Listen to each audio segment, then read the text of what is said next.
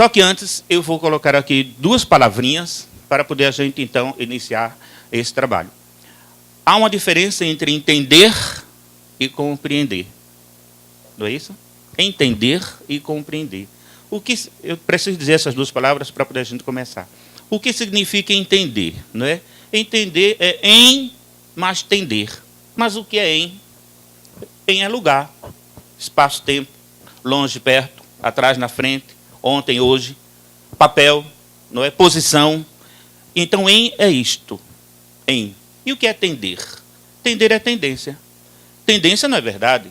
Tendência é, vamos dizer assim, aproximação, possibilidade, probabilidade, contanto é incerteza. Heisenberg. Mas, quando a gente está na incerteza, a gente procura informação. Informação gera conhecimento. Conhecimento gera explicação. Então, quando é que o sujeito está falando? No campo do entendimento, quando ele está explicando. Aí, o mediador precisa saber disso. Quando é que o sujeito está explicando. Mas o que é compreender?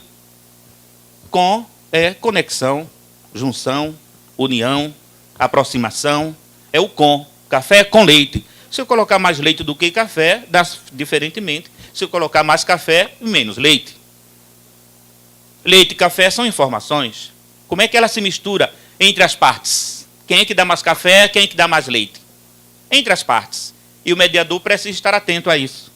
Quem é que está dando mais informações para poder gerar o processo de aproximação da resolução do conflito? Mas o que é prem? Paulo Freire dizia que as palavras são eternamente prenhas, geradoras de outras informações. Então, qual a diferença entre compreender e entender? Enquanto compreender a possibilidade de explicar as coisas, compreender é colocar o entendimento na prática. Se você disser a alguém assim, olha, você já andou de bicicleta? Ele disse, não. Tome a bicicleta, ande. Ele vai cair. Ele pode entender e não compreender. Colocar na prática. Então, você pode muito bem saber explicar, mas não saber colocar isso na prática. E é isso que a gente vai tentar fazer, essa junção dessas duas questões. Começando pela fenomenologia.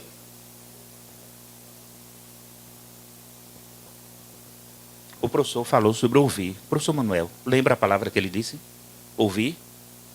Na psicanálise a gente fala em escutar, que é diferente. Pode vir aqui, por favor.